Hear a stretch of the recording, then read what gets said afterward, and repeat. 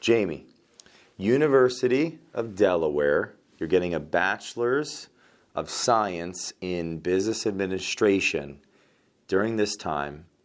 Was it someone in particular or an occurrence that I believe you became understanding or open to the Christian faith? Well, that's a great question, Jay, and there's actually a big backstory behind that. So as a senior in high school, I took a class on investing, and I learned the principle of compound interest. And I thought it was the most amazing thing that I'd ever heard in my life. I was working as a busboy at the time, and I said, I am going to learn this principle and study this principle and learn how to make an enormous amount of money investing. Wow. As a senior in high school? As a senior in high school. And so took out my first CD back in the day with passbooks, saved up a lot of money working as a busboy.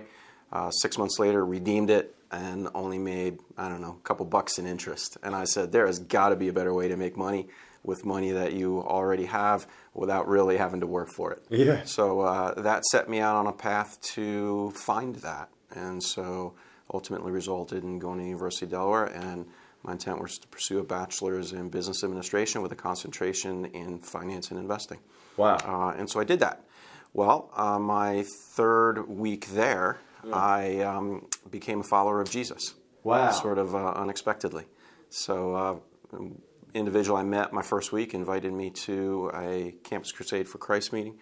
It was a picnic, kind of a dumb picnic, but it was the first time I'd heard the message of the gospel about Jesus, and I knew it was true. And so a couple weeks later, I received the Lord, and absolutely didn't change my trajectory for 4 or 5 more years, though. Really? So now I think it was Einstein that said like compound interest is the eighth wonder of the world. Absolutely. It's interesting to me. It's like you then go to college for that, and you're saved. That is in a sense, and that seems like that could be a bigger compound interest than even the eighth wonder of the world. So now I'm curious. You're in school, and why 5 more years? Was there such a focus in this plane of existence, this world? Like, was that what drove you to seek success or business? What was that? It was. It's very insightful. So I had a problem, and my problem was I loved to invest and make money, and I continued in my growth of the love for the Lord, and they both competed with each other. So I would go to the library, pull off books on investing, read them over and over and over. Even as a freshman, I started investing in the securities markets. Wow. Between classes, I'd stop at the payphone, make a couple phone calls to brokers, got into stocks, options, futures, commodities. How old are you? I was 18. 18. And you're in school, and you're also getting out of your comfort zone and calling on people that are already involved in the business and investing money. And I would get together with anyone I could find that was an investor. They taught me how to read the Wall Street Journal. They taught me how to invest. So I was passionate about it. Made a lot of money, lost a lot of money. Yet at the same time, my love for the Lord grew, and obviously those were competing with each other. So one incident will put it in perspective. Yeah. So when I proposed to my wife, Kathy, and we were college sweethearts at Delaware, she said, I love you and I want to marry you. I do not want to be a pastor's wife. And I said, honey, you're safe with me. That is the only thing I will never, ever, ever be, because my intent was to graduate and pursue an investing career. So the fear in her was that you'd become a pastor?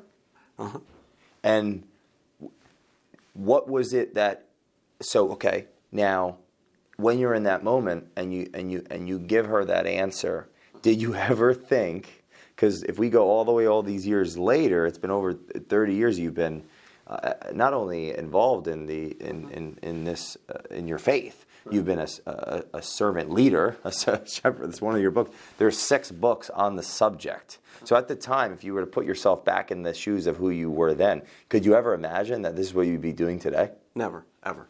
So that's powerful. It's very powerful. So when I asked Kathy's father to marry her, his only condition was to go through premarital counseling with their pastor. So I did. Her father? Her father. Was he a pastor or some kind of involved in the... He had been very involved in the church. So we're in premarital counseling, Kathy and I, and at one point the pastor is doing it, stops the counseling, looks at me and says, Jamie, have you ever thought about becoming a pastor? And I looked at him and I said, I will never, ever, ever, ever become a pastor, ever. And, I expected a little bit of pushback. Instead, he just put his hands behind his head, put his feet up on the desk, leaned way back in his chair and laughed and laughed and laughed and laughed and never brought it up again. So fast forward about, maybe a year almost. I think I read that something along. I'm sorry, but you just got in the end of this book, Shepherd Leadership. Yeah. There's on the last page. There's something that occurs that it's triggering this memory. Absolutely. So it's great. Yeah. So fast forward. Yeah. 2 years later, Kathy and I had graduated. We had gotten married, moved down to Baltimore, and I took my dream position with a large bank downtown, and I was doing what I had wanted to do for years and years and years. I was managing the assets of really high net worth individuals from the bank in the securities markets. Loved it, had a great time. About maybe 15 months into that, had an incident that changed my life. So, okay, you graduate, you're there at University of Delaware, 85 to 89. Between 90 and 91, is this the bank? Mm-hmm. And that you're about 14 months. What occurred to create that shift? So I was loving what I was doing. And one day, rode the elevator up to the 16th floor where my office was. Walked in the door, turned the light switch on, and the only way I can explain it is the moment I turned that light switch on, it was kind of like a concussion blast, the way it felt. And it was as if God took a big syringe and stuck it in my neck and sucked out the passion to make money that had driven me for almost 6 years at that point, since a senior in high because school. Even when you were in high school, you were already studying this. You were making money, making it, losing it, investing it, building it back up. In college, you got your degree, right? And it hit you just like that, against my will. And you got then you get your master's in, and that's where you end up getting your master's in divinity. So is that what happened? That's exactly what happened. So at the same time, God sucked out instantaneously the desire to make money. And it had driven me for 5 or 6 years every day. He put back in a passion to tell people about him. And I knew instantaneously that I was going to be a pastor at that moment. Yet, I had a problem. My problem was I had promised Kathy I would never be a pastor. So I decided I just wasn't going to say anything. Wow. And how long? So, okay, at that moment, you wake up, you go up to the 16th floor, you put on the lights, and in that moment you know it. What year is this? This is 91.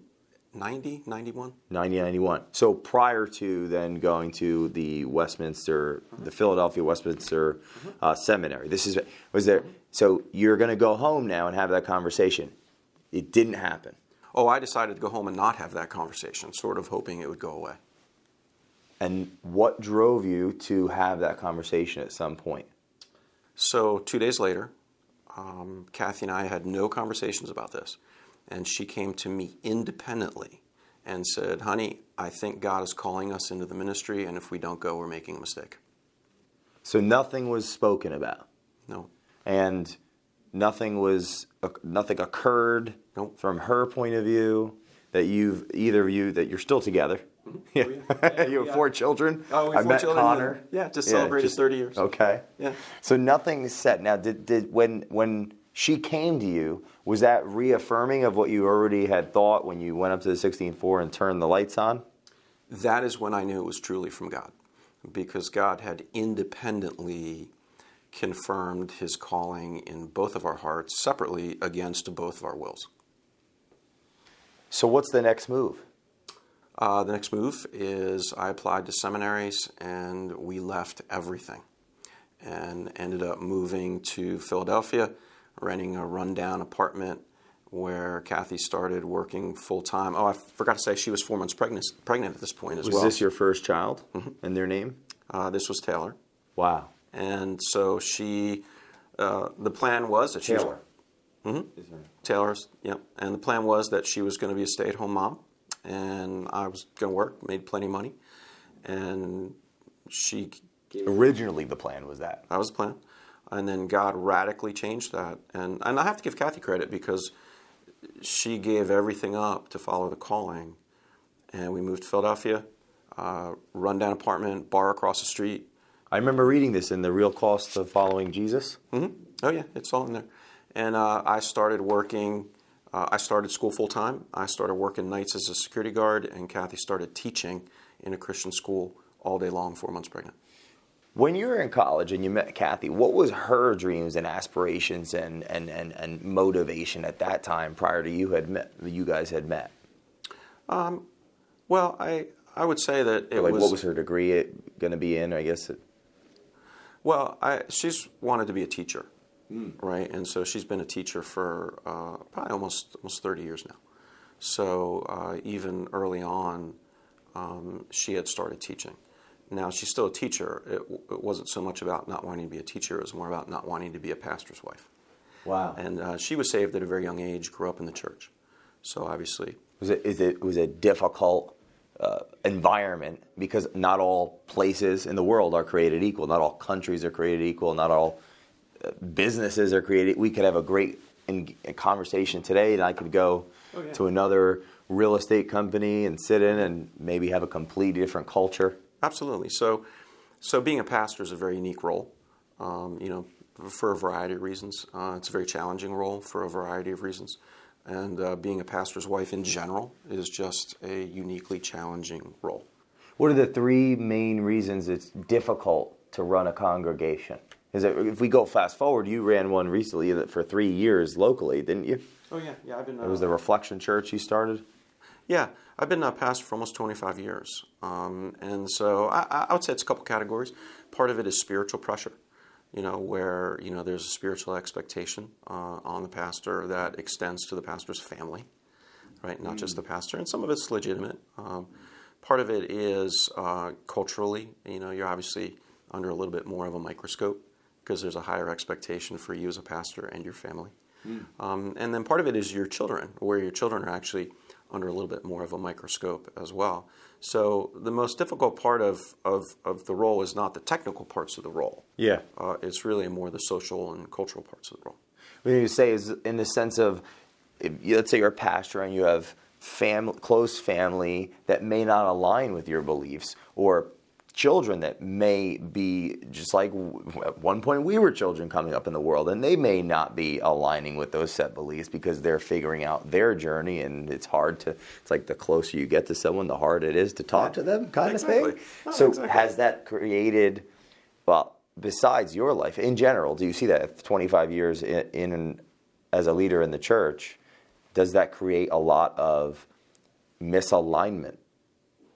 Well, I think it creates some challenging situations, right? And I think one of the things that we've always done in that role is be able to separate the role from our family necessarily. Maybe maybe protect our family might be a better word, to the best of our ability. And so with Kathy growing up in the church, she understood the sensitivity of the roles. Her dad was very, very involved in the leadership of the church, so by nature their family was very involved in the leadership of the church. So it was simply not a role that she wanted to be in. Now, interestingly enough, being a pastor was the last thing I wanted to do, but for opposite reasons. Yeah. I was just interested in making a lot of money, and you don't do that as a pastor. So, growing up, were your parents involved in the church, or is people that were involved in your upbringing?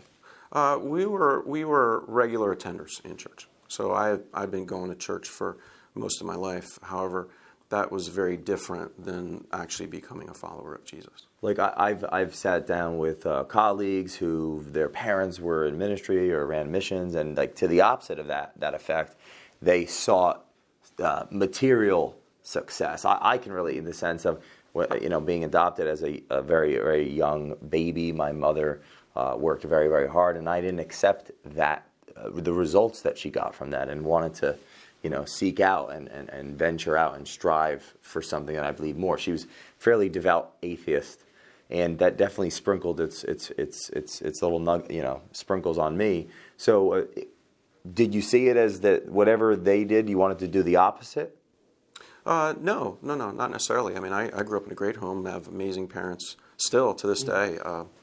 My dad and I get together every week, actually, still. He's been one of my best friends and mentors forever. For me, it was just about ministry was not where I wanted to go simply because of the financial aspect. And is it difficult to financially develop yourself if you're in the faith? What about Joel Osteen? Isn't he worth like $100 million? And this is complete layman curiously attempting to figure out. Like John Maxwell is a very famous. Well, there are pastors obviously that earn a significant amount of income. If you look at the averages, the average pastor is not getting wealthy, right? And that's common. That's common knowledge. One of the real reasons that I wrote The Real Cost of Following Jesus is because the reality in our lives is that God called us into full-time ministry against our wills, where we were very upfront about that for 3 years, right? And so the question is, who's in control of your life? Right, that was the question that we had to wrestle with, where we were clear that God was calling us into ministry, but we were also equally clear and open that this was not a path that was our plan A for our lives. So the point was, were we going to follow Jesus in a clear calling for our lives, or were we just going to do what we wanted apart from that? And in the end, we followed the calling. I don't want to underestimate the cost of that to us, where we literally gave up everything to pursue the Lord, and the majority of people in our lives told us we were crazy. I was a bright, rising young star in the investment community, and the folks in the investment community looked at me and they're like, "Why are you throwing your life and your career away?" It was a legitimate question, but understood from the context of calling. So one of the reasons I wrote The Real Cost of Following Jesus is I wanted to explore, what is the real cost? Right? Because that was certainly a real cost for us to be able to do that. Wow. So you get, so 91, 92, you start in the Westminster Seminary, and you have your master's in divinity. What is that? What is that? And what does that look like? Is that what does the work look like? I'm academically inclined. I like to read a lot and think a lot and write a lot for my own intrapsychic development. We've talked about this behind the cameras. A lot. What is that like to go to college for faith? Well, that was wonderful. I mean, we were there 4 years, some of the best 4 years of our lives. And who's we? Kathy and I. Oh, you both went? Oh, yeah. Wow. Oh, yeah. We both went. And our daughter was born 6 months after we went. So for 3.5 of those years, we had our daughter as well with us. Wow. And it was amazing. I really enjoyed it. And to answer your question, it's a lot of academic study around theological topics. So whether it's studying the New Testament, whether it's studying the Old Testament, it was studying Greek, it was studying Hebrew, it was studying systematic theology, it was studying apologetics, a real deep dive for 4 years into all of that. Wow. Now, when you took that jump, because regardless of anyone's faith watching this, we at the end of the day are going to put ourselves in new environments and have people potentially not understand. Right. How many friends can we lose on any ladder of success, whatever context? You were in the financial services industry, you're a rising star, and you went to college for business administration. You were called to now, it's not a choice, right? You were called to this seminary. What was that struggle like, was there a personal struggle with the people in your lives not understanding this, friends, family, strangers even? Not really. I mean, most of our friends and family were very enormously supportive. It was really folks that knew us in a broader circle that were kind of scratching their heads, like, what just happened there. And I would say that the joy was overwhelming. The struggle was more with the day-to-day sacrifice. So we had very little. And like in Baltimore, for example, we had 3 cars. Now, only 2 drivers, but 3 cars. So to prepare to go to seminary, we sold all 3 cars, and I bought a very inexpensive car that I knew would last us 4 years that didn't have air conditioning or a radio. Wow. Right? So I went from 3 cars to 1 car with no air conditioning and no radio. Right? And we drove that car for 4 years just to reduce expenses. I would go to school all day. We would trade our daughter, when Kathy got home from teaching, and then I would go to work at night as a security guard so I could do my studying at night as a security guard. And then I would come home, early in the morning, get some sleep, and then wake up the next morning and do it again. And we did that really for our first year. So the physical sacrifice was astronomical. And imagine Kathy teaching all day, 4 months pregnant, at a Christian school. And so the physical sacrifice was significant, but the joy of giving up everything to serve the Lord and pursue Him and His calling for our lives, which we were absolutely certain of, was overwhelming. And that's why we say it's some of the best years of our lives. It was some of the physically most difficult years of our lives. But from a joy standpoint, it's some of the best years. Fulfilled. Unbelievable. And so what's the difference in, in the beginning of the spiritual growth in motion, you talk about there is no value? Or value? Like, can you explain that? Value. I talk about the illusion of value. That's what I'm trying to say. That the world holds a lot of illusion of value, right? That's not really valuable. And I was a living example of that, right?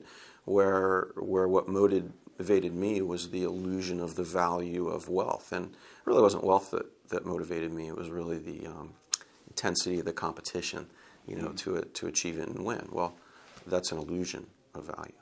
And so what we found in Philadelphia was that when we gave up all of the value of the world that we had worked so hard to achieve, simply to serve the Lord, that's when the joy poured in.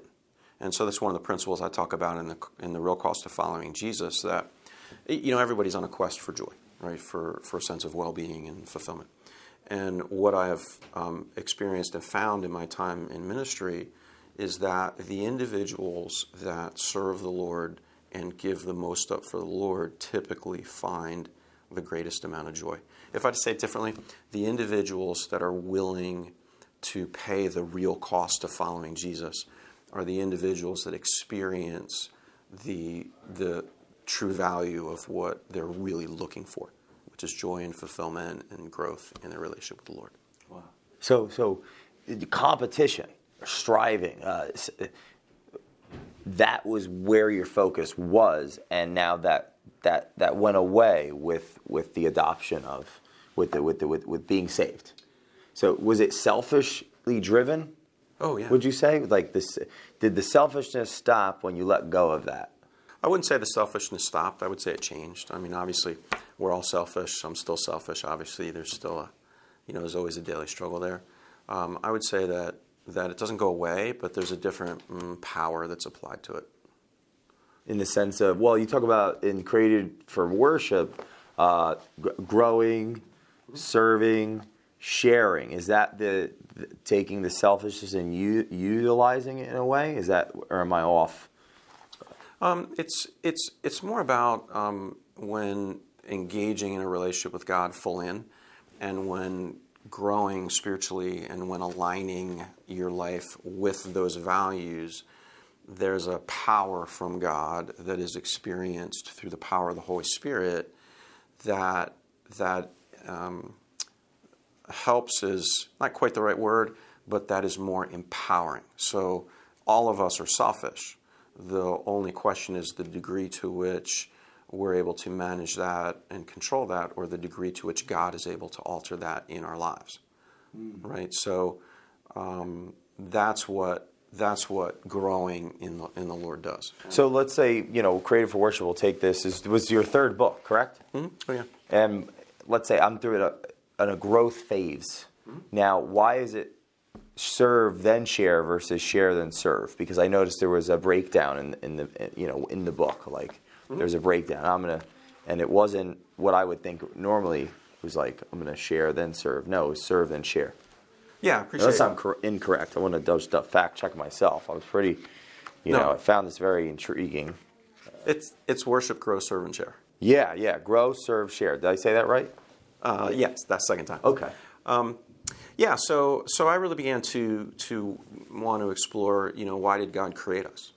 Right? Like, it's a quintessential question, why are we here? What's our purpose? And, we've talked about that Yeah, before. of course.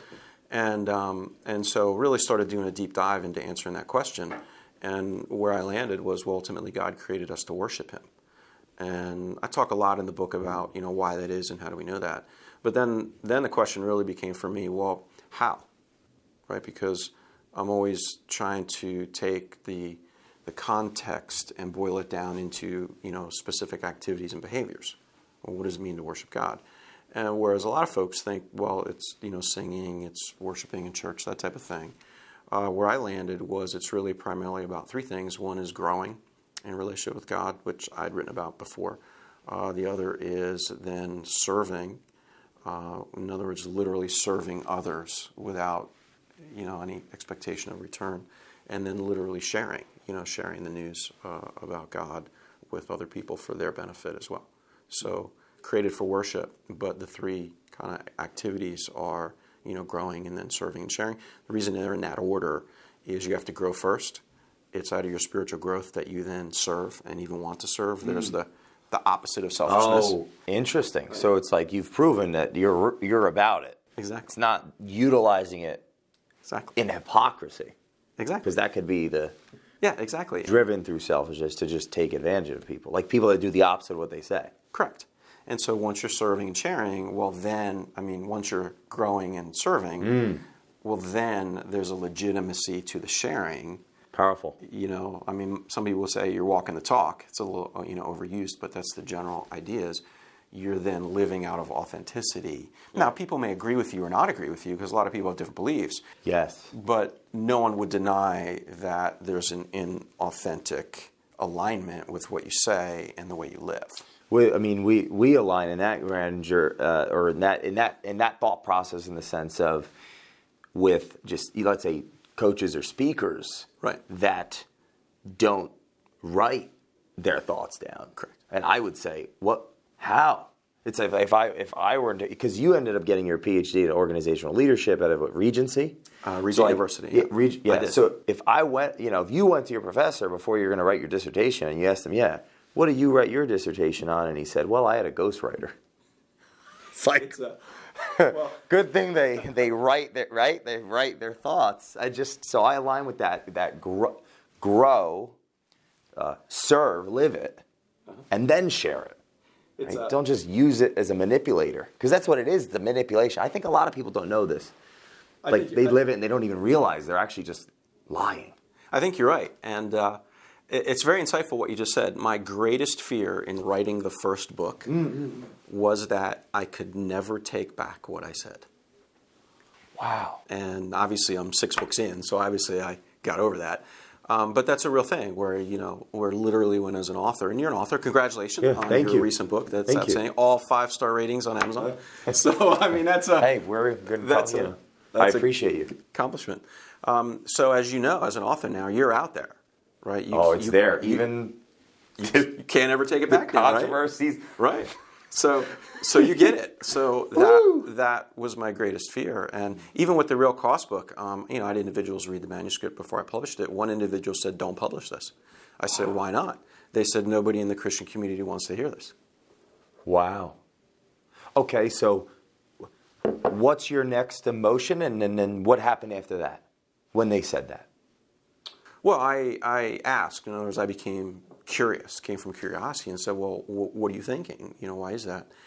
And, the general conversation was the feeling that, hey, a lot of folks in the Christian community don't really want to hear that there's a real cost to following Jesus, and so they want to hear more about all the good stuff. And there's a lot of good stuff. Yeah. But the thought was, so don't publish a book nobody's going to want to hear. But obviously I published the book, So why?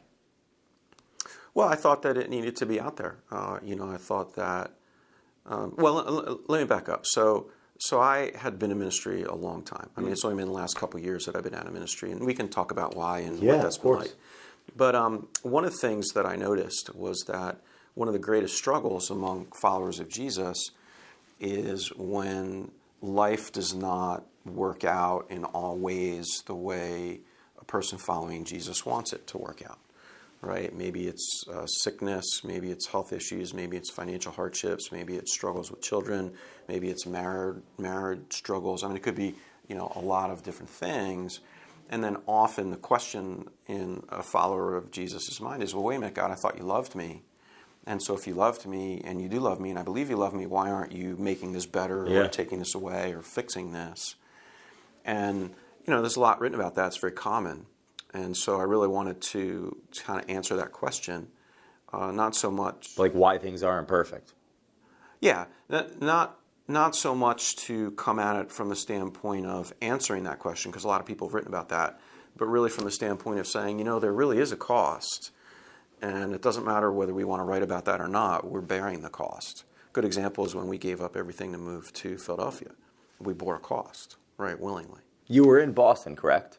Baltimore. Baltimore, yeah. You were in Baltimore, and you were doing very well. And you and Kathy physically did give everything up, and then you started all over again, basically. We did. And again, I have to give her more credit for me because... she really, as a young wife, was going to be a stay-at-home mom. We already put money down on our first house. Wow. So she really gave up more than I, had given up, even though we both gave up a lot. So we understand the cost because we've experienced the cost and continue to experience the cost. And so I wanted to put that out there just to be authentic. So of the many amazing, extraordinary people that I've had the pleasure of learning about and interviewing this year, a few of some of my most rewarding conversations, it was said from some extraordinary individuals, tell them all the bad stuff first. It's almost like this common pattern of people that are doing something, that are sharing some form of truth. Yeah. When we all have ideas, but there's people that share them and there's people that don't. There's some kind of obstacle. There's always an obstacle that individual said, don't write this book. Mm-hmm. Where did the power come from to do it anyway? Well, I think at a human level, it came from just the absence of fear. Like I'm more interested in pleasing God, and I'm more interested in doing what I believe God wants me to do than I am people's opinions of that. Right? So one of the keys, and I write about this as well, to really serving the Lord well is to really be about what God wants us to be doing and about His business and pleasing the Lord, and be less about trying to please other people. And so that was really the way that I overcame that. Was really say, okay, Lord, what do you want me to do? I'm willing to do whatever you want me to do. What do you want me to do? Wow. Okay, now the order of the spiritual growth in motion came first. What was your first? What year did you write this book in? I believe I published that, I want to say 2015, but I really wrote it a year before. In 2014, that time range. 14, 13. So in that, in college, you become saved. You're saved, and you're a pastor for many, many, many, many years, and then you started writing. Right. Why? Why wait? I began to have some questions, and really the reason I started writing was really to try to answer my own questions. Yeah. So, for example, the Spiritual Growth in Motion book, over almost 2 decades of ministry, I had the opportunity to observe and minister to and, counsel a lot of individuals. And what I noticed was that there are some individuals that were growing spiritually over time, and there were some that were not. And I became really curious as to why. Because it didn't seem to matter how long a person had been in church or not in church, or I couldn't find a common pattern. And then for my own well-being, I wanted to say, okay, well, I'm interested in continuing to grow spiritually. So why is that? In other words, what's the key to growing spiritually? And then the title is, Spiritual Growth in Motion. It's for folks, how do you put your spiritual growth in motion? Because at the end of the day, that's one of my highest values, is just growing in relationship with God. It seems like if you have the Bible, and it's so dense. There's where do you even start? And then it's there's some four walls around people that get together and maybe they read it through an influential person that they trust, which is the pastor. It's like, is there necessarily a guide to like, this is how you use this thing, or is that really created by each church? Well, there are many guides, and so I talk a little bit about this in Real Spiritual Growth, where the idea is that which was the second book. Second book. So the reason I wrote Real Spiritual Growth is I wanted to take the things that I had learned in doing spiritual growth emotion, and I wanted to operationalize them. Like I wanted to create more of a practical framework for the average Christian that wanted to achieve real spiritual growth. And I wanted to talk about what is real spiritual growth, what does it look like, and what could you do in your life to actually achieve it. All right, so it was really kind of maybe a part two of spiritual growth in motion, and so that's why I wrote that book. Wow. Now, are there people that have? What would be if let's say that I'm Christian and I run a church. I'm a layman coming into this. Sure. Could I see it as blasphemous to write literature that was not the Bible? Highly unlikely. Right, as long as it was consistent with the Bible. So, for example, I talk about the theology of spiritual growth there. And the basic theology is when a person is a follower of Jesus, they're filled with the Holy Spirit, right? So the Holy Spirit, the theological term is indwells them or lives inside of them, right? And there's a lot of things the Holy Spirit does in there, but one of those things is when that person then interacts with the words of Scripture, there's an interpretive process, there's a power process where that Holy Spirit creates a power where those words become transformational. Okay. Right? So that's why it's always important for a follower of Jesus to consistently read the Bible, memorize the Bible, pray the Bible. That's why I wrote the JumpStart book, was really to... Yeah, JumpStart. 4 simple ways to jumpstart your spiritual growth today. Yeah. That was meant to be a very simple, basic guide to how to use the Bible to jumpstart your spiritual growth, based on the principle that when a follower of Jesus interacts with the words of God in the Bible, spiritual change occurs. Now, if you get one step removed from that, and as an author you write a book based on biblical principles, right? Certainly the book does not have nearly the same power as reading the words of God. That does not mean it doesn't have power from God.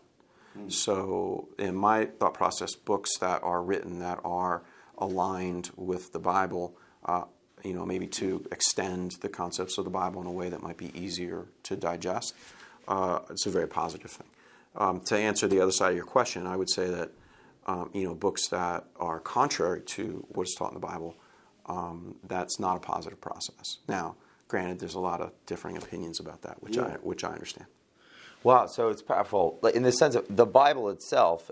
Correct me if I'm wrong. As a layman coming into it, is an amalgam of people who are writing through the Holy Spirit. Is that the general understanding of what the Bible is? So in a sense, individuals that agree right, and transcribe their word. It's not their word. Right. The premise is it's the word of God through them. Right. So the idea is that the writers or authors of the Bible wrote under the inspiration of the Holy Spirit, so that what they wrote really was not from them. It was really from God through them to us. So what about an individual that writes today the Word of God? Is that God or is that the individual? Well, my belief is that the Word of God has closed, so that there are no more individuals that are writing Scripture. Because sometimes, my mind's racing, right, trying to figure that out. Because there's individuals that have professed themselves as prophets. I'm not saying that you're doing that. Even if you did, I'm okay with that too. Hey, I like you. But this is reality. You're a great guy. I'm not drinking anything, but, well, actually, we're friends. So, but curiously, there are people that have, I guess, they start writing or doing things, and then they that opens up the opportunity for them to take advantage. That has occurred. Oh, it has, sure. So what do you say about that behavior? What are some of those, I guess, red flags or in that type of behavior? Why would people do that? Like, is it because they don't align with what they've pursued in the church? Like you mentioned, Kathy not aligning with whatever occurred, at early adolescence with how that culture operated would make her not want you to be a pastor, and psychologically speaking. So like that could create a dissonance. So anyway, a couple steps back, the individuals that say that the word of God is through them, like that it's open. How does that occur? Well, I can't really speak to how or why a person would do that, but the scriptures are really clear, right? The last book of the Bible is the book of Revelation, and the last chapter of the book of Revelation says very clearly that don't add to this, that the revelation from God is done. So a person can agree with that or disagree with that. However, Interesting. And if you look at Christianity in general, or you look at the vast majority of followers of Jesus around the world, right, would say that the Bible was 2.4 billion closed, right? In other words, it's not that people are not speaking God's truth today. Like every day, Sunday morning, preachers are speaking God's truth, but that's very different than writing under the inspiration of the Holy Spirit, right? So I did not write any of these books under the inspiration of the Holy Spirit. This is just Jamie. Disclaimer. Is it? Right. Okay. Right. This is just Jamie writing out of his experience, knowledge, training, study. But I would never say that anything that I wrote is infallible. Right? I mean, there could be things that are in these books that, God would look at and say, yeah, well, I mean, it's okay, but not great. Or, hey, I wish you wouldn't have written this or written that. And I think any human author that is writing spiritual content, like it's one thing, if I write a leadership book, okay, people can disagree with the leadership principle, but it's not that big of a deal. It's another thing when you have writers that are writing, that are representing what they believe to be the truth of God. There's a much greater intensity level to that. Hence, going back to my greatest fear in writing my first book was, I'm not only out there, I can't take it back, but it's spiritual in nature, and so I can't take what I've said spiritually, I believe, back. Wow. Right? It's a much different lever of magnitude, than say I was writing a fiction book. How did you overcome that fear and turn it into positive courage to be able to impact others? And now, being 6 books in, obviously have. In the end, I did a lot of soul searching about, Lord, what do you want? Do you want me to write or not write? Because this is going to sound strange, but I don't write books to sell books, right? I write books more because they're things that just God has put in me that have to come out. Now, I get that there's an aspect that, the books can help people, right? And they do. So I'm interested in that, but at the end of the day, it's really just been another act of obedience for me. It would be easier not to write books because then you're not out there with anything. So in the sense of you feel this compulsion to do that for your own pursuit, your own journey, yes, and the individuals that can develop through it, well, that's great because in the sense of they can potentially relate to it as well. Mm-hmm. Compulsion is a good word. And, folks that have felt a strong calling of God to something will often describe it as a compulsion. You have to do it. And you have to do it. And you're not sure why you have to do it, but you have to do it. Let's say, for example, someone that, go back, right? You're up and coming in finance, you're kicking butt, and all of a sudden, a complete 180. Mm-hmm. And you have way more joy in your life with less, mm-hmm, right? But there's more. Correct. What about people that are driven through their pursuit and profit? Mm-hmm. That what is there language around that in the Bible? Is there understanding around that? Because is that impossible? Has that never been happened?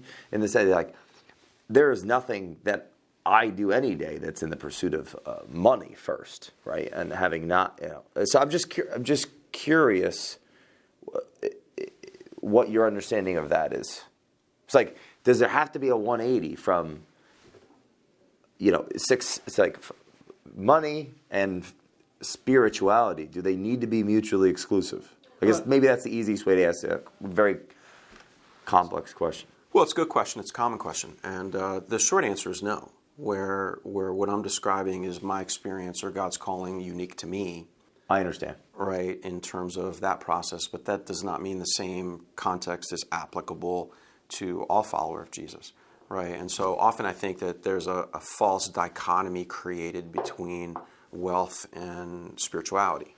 Right, where there are a lot of followers of Jesus that are wealthy and called by God to use their wealth, right, for positive purposes. So in my mind, there's not a dichotomy there. It's the motivational factor, right? In other words, what does the money mean? And I think that when the money or the success has meaning beyond relationship with God, I think then it can become dangerous. But ultimately, money is simply a byproduct of something else. And so I'd even say it this way, like, obviously for the last 4 years, I've been in a corporate leadership role as a CEO here, and we can talk about that. Keller Williams. So, that's been a very different experience financially, right, than being a pastor. And it's neither here nor there, because this is where I believe God has called me today to be doing what I'm doing currently, and the resources are just a byproduct of the calling. The important thing is that God has a calling for us, and to live in alignment with that calling is perhaps the most important thing, right? So, okay, you going back to get your master's degree in divinity, and from 94 to 2006, before you got your PhD in organizational leadership, because that's business again, are you, what is it, are you involved in the theological endeavor? Oh, yeah. So I kind of started as youth pastor, then became a young adult pastor, then became kind of a small groups pastor, then became an assistant pastor, then became an associate pastor, then became a church planter, which was fun. Yeah, what's that? That's where church planter. That's where you start a church, right? Usually, totally from just often from scratch. I mean, sometimes from a small group. So it's been a lot of fun. Had an opportunity to start some churches, and so even then to senior pastor, to just leading large ministries. So really, over my 25 years of ministry, have pretty much had most of the pastoral type roles that there are in the church. Wow. Now, did that drive you to, a lot of people go to school and then they don't even make it through. Very, very few people go to school, get a master's, and then go back years and years and years and years and years later and get their doctorate. So what was the inspiration there? So I've always been passionate about business and finance and organizational leadership, and that's never gone away. And so even when I was a senior pastor, I really had a passion to continue to study organizational leadership. So, went back to pursue a PhD in organizational leadership, at Regent University. Yeah. And it's an interesting question you ask, again, very insightful, because most folks in the church heard what I was doing, and they're like, "You're doing what?" Yeah. Most pastors would go back and get like a master's or a doctorate in divinity degree or a PhD in a theological degree. I actually started the first third of a PhD in New Testament and really didn't enjoy it. So got into that, and that really just confirmed, I'm really passionate about organizational leadership. So really went back and just spent 5 years, almost 6, just getting that PhD. And then it was out of that program where I developed the shepherd leadership kind of model of ministry. Why were people against you going? Do you believe? There's maybe a couple of reasons, and it may have to do with them more than you. But the point is, why is that not common culture to venture outside of only the theological discipline and learn about everything that you learn in human, organizational leadership? Yeah, and I wouldn't use the word against. Okay. Confused might be a better word, right? Where folks would be, okay, well, wait a minute, why is a pastor getting a PhD? So not against, just curious. Right. So if as a pastor I said, okay, I'm going to get a doctor of ministry, nobody blinks, because as a pastor you're in ministry, right? But as a pastor, then to get a doctorate in organizational leadership. Now, granted, the church can be very organizational as well. In fact, I'm the only person I've ever met that's done it. Yeah, I think it's brilliant. That is as a pastor. So people were, confused might be too strong of a word, but just outside of their normal paradigm. But I do have to say that, people were generally supportive of it. They didn't. What are 3 things that you learned? I mean, I'm sure there's many things that you learned getting your PhD in organizational leadership, but 3 things that stuck out that weren't in your mind, in your being, in how you habituate in the world before you did that, when you were only focused on your other studies. Yeah, it was an amazing degree, and I grew and it expanded my thinking enormously, and significantly increased not only my learning but my critical thinking skills. So a lot of the degree was studying an unbelievable amount of leadership theories, and I realized that there's many different ways to lead in a way that beyond what I understood before the program. And so I began to ask the question, well, is there a way to lead that is not bound by time and space? Right? Because most leadership theories were either bound by the time that they were effective in, right, or by the space, proximity. I'll use culture, right? So obviously culture matters, right? Right?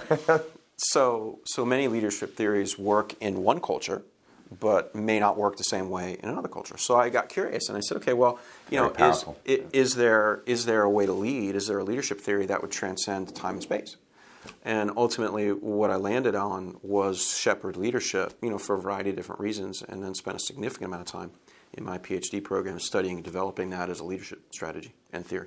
Wow. So through the books, I'm going to shout them out, Spiritual Growth in Motion, Real Spiritual Growth in Motion, which, correct me if I'm wrong, this is, in a sense, an advanced guide, like additive to the first book. Yep. It reminds me of 30 Days of Thought and then the Utility Journal. Like, we really do think it's cool. Created for Worship. And this was like, to in a sense, you're getting more involved with your faith because as you grow, and not to be a hypocrite, really a liar, like I feel like, and this is just my opinion, like, because if you don't grow and then live it and you teach it, I'm saying you're a hypocrite in anything that is going on. You didn't say that. And then JumpStarting is like for someone that they need to be able to understand this gigantic, dense text and get started on it. And then this is what everyone doesn't want to talk about because it's real. Right. It's difficult to give material things up that the world has created meaning that pressure us to do it. I mean, that's also my interpretation of this book. And it's like there's growth through it, authenticity from the author, from yourself, for others to relate. And this is after getting a master's degree in divinity, and instead of going the normal route, going on the other side of the coin and learning organizational leadership, getting your PhD, because there's many theories on leadership. However, they're siloed in a sense to the ecosystems of shared belief that align themselves in those geographical origins in a sense. So what's the level of abstraction above it? And that's why you wrote Shepherd Leadership. Can you break down the premise of Shepherd Leadership and why this could help anyone that probably regardless of their faith yet, maybe, because maybe they'd be called through it for some, I don't know. I also layman, but yeah. So I wrote that looking for a theory of leadership, a model of leadership that was beyond time and beyond space. So I started looking at the metaphor of the shepherd, which, from ancient times throughout the Bible has been used as a model of leadership. So Old Testament, New Testament, Jesus. And where I started is I did a deep dive into every passage in the Bible where they mentioned the shepherd. And then I actually looked at what is it then that the people that were described as shepherd leaders, what were they doing? What did they do? What didn't they do? What did the people do differently that were described as bad shepherds versus good shepherds? Like their archetype. Yeah, because there are a lot of bad shepherds in the Bible too. And so Stalin, the shepherd. Oh, he's not in there, but I was going to say, yeah, he's not in the Bible. And Riley's laughing at this. then He's not in the Bible. I don't know, maybe if you didn't go to the organizational leadership PhD, we probably wouldn't even do this interview. I appreciate you so much. I'm curious, right? So then I did a deep dive into the shepherd leadership literature, because there's a lot written about being a leader as a shepherd that's not biblical content, right? Yeah. And then I found 3 commonalities, and I put those 3 commonalities into a framework. So essentially, I saw that shepherd leaders engage in 3 large types of behavior. Okay. Right? And so the first one is guiding behaviors, and the second one is providing behaviors, and the third one is protecting behaviors. So essentially, shepherd leaders, for their followers, they guide them, they provide for them, and they protect them. And all their activities do one of those 3 things or more of those 3 things. So it was neat, because then for my dissertation, I had an opportunity to operationalize those into what's called the Shepherd Leadership Inventory, where a person could actually take that inventory and then understand the degree to which they're operating as a shepherd leader in that framework in a secular organizational culture, right? So my dissertation was written towards an organizational culture that was not necessarily biblical or not biblical, right? So it was written to organizational leaders. And people have actually used that all around the world and translated it into different languages at this point. And so it's kind of been neat. So that book right there is more of the popular layperson's book that really takes all the content of my dissertation and puts it into. So the dissertation, which was your attempt to, well, your agreed upon attempt, because you passed, you got the. I did. Okay, I did. That's been used in organizations, and the reasonings behind it was to fill that gap of this time and space conundrum of different cultures or ecosystems of shared belief, that these people habituate differently than these people over here. So this leadership tendency may not work for this leadership tendency. Or a good example would be Home Depot didn't work out in China, and I just know this in general, is that like in China it's not do it yourself, it's do it for your neighbor. Right. So like that mantra was probably why they sank. No, you're right. So, like, for example, China is a very collectivist culture, right, where America is the most individualistic culture in the planet, right? Yep. Those are polar opposites. So what is a leadership theory that would work in both China and America? Yeah. Right? That's the heart of the question.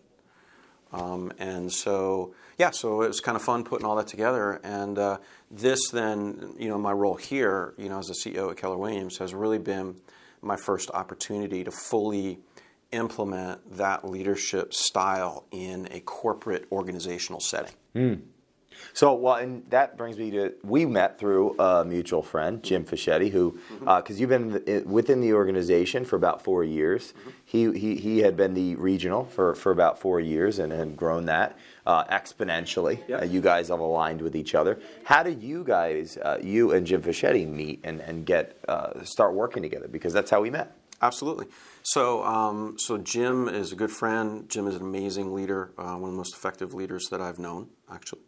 I first met him when I was beginning here, and he was the regional director. And since I was going to become the CEO of the office, the final part of that interview process is a meeting with the regional director. Wow. And so literally in this office, he came down, and he and I and then the owner of this franchise sat, and essentially he interviewed me. And that was our first meeting. Wow. Now, what has that been like working with a corporation versus being in and around the ministry for all those years? That almost, in a sense, a culture shock could possibly be. It's actually been wonderful. Wow. Right. So, we go back 25 years. I loved my time in Baltimore in the corporate culture. I enjoyed every day. I thrived on it. It was fun. It was exciting. And the only reason I left that was a clear calling from God.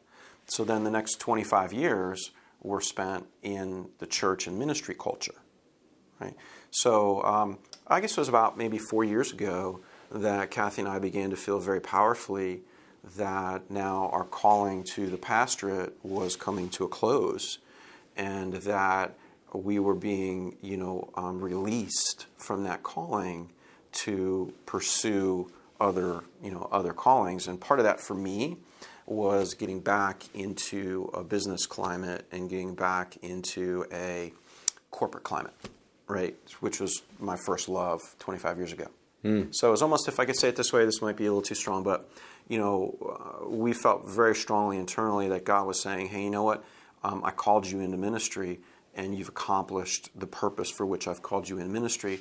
Now I'm releasing you from that calling. And then I think, in essence, God has broadened my calling now to really reach into the business leader faith community. In other words, strong business leaders who are also strong followers of Jesus and want to do both well, want to lead well and want to follow Jesus well. So Jim would be an embodiment of that, right? Jim Fischetti. Mm-hmm. Very strong, gifted leader, and also a very strong, committed follower of Jesus. And so that was what was enormously attractive about Jim to me. So if he was a strong leader but not really a strong follower of Jesus, or a strong follower of Jesus but not a strong leader, that would not have been as aligned with who I am. So there was an immediate connection there. And then over a couple of years, I would be in environments where he was leading and teaching, and he actually even coached me for a little while. Wow. Which was amazing.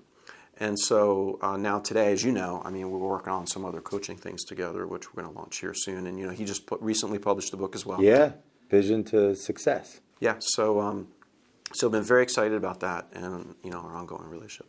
So the ideal individual that you can help the most, in a sense of a future shepherd leader, like the DNA in a sense, is the business inclined individual that has a deep faith. Mm-hmm.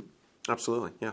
Because my experience is unique. I don't meet folks that have been as deep in pastoral ministry as I've been, and as deep in organizational leadership environments that I've been. Like even now, I teach organizational leadership for Luther Rice as an adjunct. Yeah, 2012, 13, you started as an adjunct professor. Mm-hmm. Where's Luther?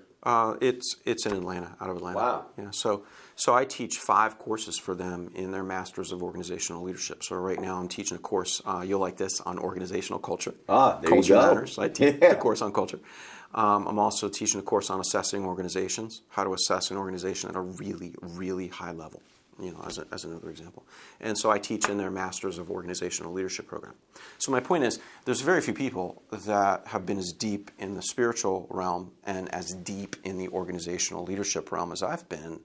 And so that's a very unique place to be in the marketplace. So the people that I connect with, and as you know, I coach. I coach CEOs, I coach C-suite executives, I coach business owners, I coach large real estate investors. And the folks that are most aligned with my coaching are folks that are strongly committed to their faith and folks that are strong leaders as well. So from senior in high school to now, there seems to be a pattern of one thing, whether you were saved or not, and to me that's drive or commitment to do what you set out to do. Fear came up for the one book, you overcame it, and now there's 6. There's some kind of... So was that something that was taught to you, or was there a memory that you have of you're going to be committed to something and not give up on something? Or was that a mentor? I would say it differently. I would say that I am often inclined to try to do what I want to do as opposed to what God would want me to do. And every strong leader is, right? There's a human element to being a strong leader.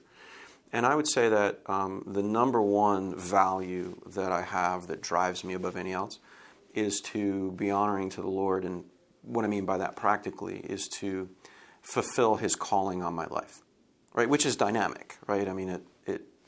There's a specific calling, that that changes, time to time to time. But my highest value is to do what God wants me to be doing at that moment, that day, that week, that month, that year, that decade. And so when I have been inclined, let's say, to not publish a book out of fear, or inclined to not leave a great position to go to seminary, or inclined to, take care of whatever is different than what God wants me to do, let's just say that God has been very strong with me, right? In other words, it's really been God's strength and God's power against my natural inclination to cause me to do what he wants me to do. So ultimately, the reason I'm where I am is because God has been faithful to be strong enough with me to make sure that I follow his calling on my life. So when I get out of alignment with his calling, it's like God drops an anvil on my head and I am in agony. Right? So that's the dynamic process. Right? It's not a human rationalization to overcome fear, or a human rationalization to overcome wanting money. Right? It's literally God's power at work within me, which I think is simply the back end of genuinely trying to be fully submissive to what the Lord wants. A few weeks before you were saved in college, who were you? Well, I was just a normal kid who grew up in a great family, who had a great education in high school, who was, probably pretty gifted, who had a lot of good friends, who had an ideal life, who was looking forward to his senior summer, who was then looking forward to starting college. There really wasn't anything out of the ordinary that would predict the odyssey of the journey that I've been on for the last 30 years. It literally has been all the Lord guiding, but guiding is too strong of a word, maybe directing. Sometimes just being very strong with me. I can't make this up. And left to myself, without God's power within me, that wouldn't be a pretty sight. Wow. It's 2019. You have 6 books that you've written, starting from understanding yourself as an individual through faith. And this is for anyone. That's what I see. If I don't know you and I'm going to read these books, understanding yourself through the faith, taking ownership of it to serve authentically, but breaking it down to grapple with faith and being as authentic about it as possible, that it is a life's journey. And you've taken it, and for the individuals that want to get closer to God and individuals that want to be better in their business lives. So it's 2019. Your journey started in some time ago. Oh, yeah. What's 2025 look like for you? Well, I'm really passionate about the shepherd leadership and developing that, and so and I'm really passionate about continuing to coach strong faith-based leaders. So, I'll give you an example of that. So, we've had an enormous amount of success here over the last couple years, right? So, essentially now we've become really pretty much the largest office in the state of any real estate company. And so, over the last 3 years, we've essentially doubled the amount of agents that we have, and we've essentially quadrupled the amount of transactions that the office does. Last year, which would have been 2018, we're just coming off of that. We were one transaction shy of 1,500 transactions. Wow, congratulations. Yeah, thank you. It's been fun. And so literally, the office has been around 15 years, and literally we're coming off the best year in the 15-year history of the office. So 15-year office, and numbers have quadrupled, the agent count doubled, and this is in less than 4 years. It's been 3 years. And it's been amazing. And so people look at that, and they step back, and they say, well, what is going on?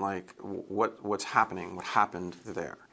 And if I had to summarize it, there's a lot of reasons for our success, but a lot of it is taking the principles of shepherd leadership and actually implementing them into an organizational structure on a day-to-day basis, right? It's been a team effort to really achieve what we've achieved currently.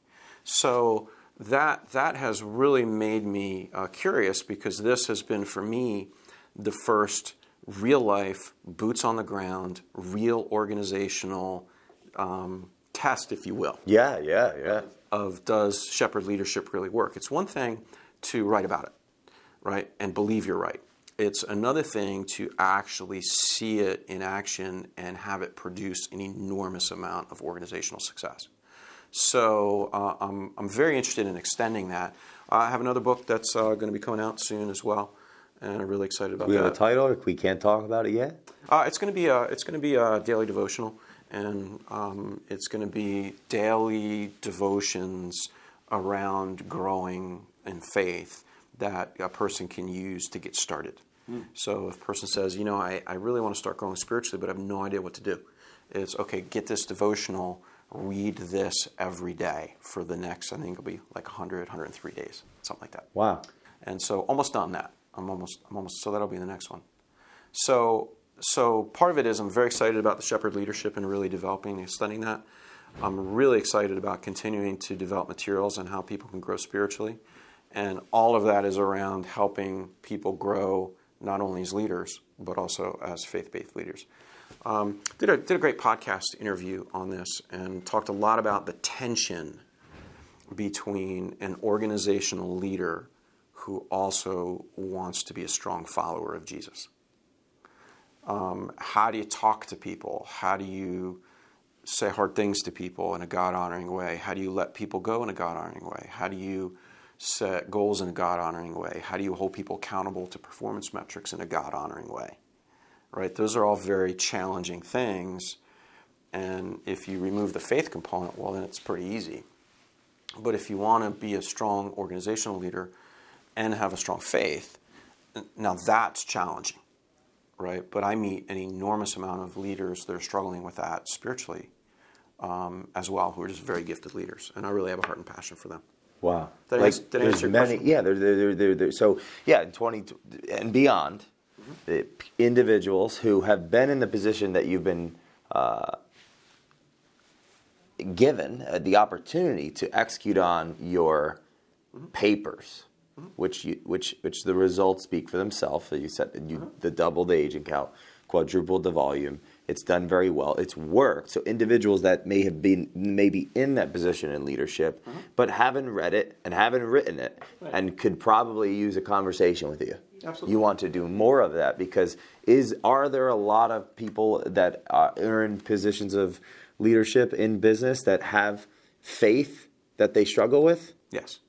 There are an enormous amount of leaders that want to be strong followers of Jesus and very strong leaders and do both well. And there's very little out there for them right now, and there are very few individuals that they can connect with who understand both sides of that. So there are a lot of individuals that can do leadership coaching, that can coach a person in a strong leadership paradigm. There are a lot of individuals in the spiritual community that can coach a person spiritually, and often that's the pastoral community. There are very few individuals that can bring both of those together in an organizational setting and help a person both with their spiritual growth and their leadership growth at the same time. Final question. Senior in high school, you're studying finance. Everything that you've learned up to this day, today, over 30 years in the ministry, and now successfully utilizing these business, not theories anymore. What conversation are you having, knowing what you know today, with your 17-year-old self who's studying numbers and money and finance and investing? What do you have 1 minute. God is amazing, and you just don't know it yet. Thank you for this. It's awesome. Yeah, I appreciate your time. And why do this interview? It's another function of just being used by God in accordance with His purposes and His plans. So my desire, my prayer is that God would simply take this and He would use it in any way that He desires to help me continue to be used in accordance with His will. So it's the most important thing to me. Like, I'm willing to do whatever it is God desires, and each step is just a journey of faith. And even again, in terms of doing an interview like this, it's the same thing with writing a book. You're out there, right? You can't take it back, right? So the things that I have said, I believe. Doesn't mean that everyone is going to agree with them, right? So there's a risk factor, right? If we're just here talking about business principles, there's a very little risk in that, right? Because people might agree or disagree, but I don't know that they care that much. But the moment you integrate a faith perspective into an interview context, or especially a business context, now suddenly there's a lot more risk in that. But again, I had the same thoughts about writing the first book. Do I really want to do this, right? Because obviously I'm feeling God's calling to do it. And obviously the way we got here, I think, was a little unexpected and unique. Like, I didn't plan to meet you, didn't plan to do that, but here we are. And so again, it's a question of, okay, Lord, do you want me to do this? Well, okay, if the answer is yes, well, here's the risk profile to this. Are you willing to take the risk profile? The folks might say, yeah, I don't like what you said, or yeah, you're wrong on this, or yeah, you're wrong on that, right? I mean, there could be some blowback to that. But am I willing to take that risk in order ultimately to be faithful to what I believe God desires me to do in this moment? So, short answer to your question, I am here and being completely authentic and transparent because I believe this is where God wants me to be at this moment, and that's what He wants me to be doing. Well, thank you for your time. Thank you for your time. It was great, Jay.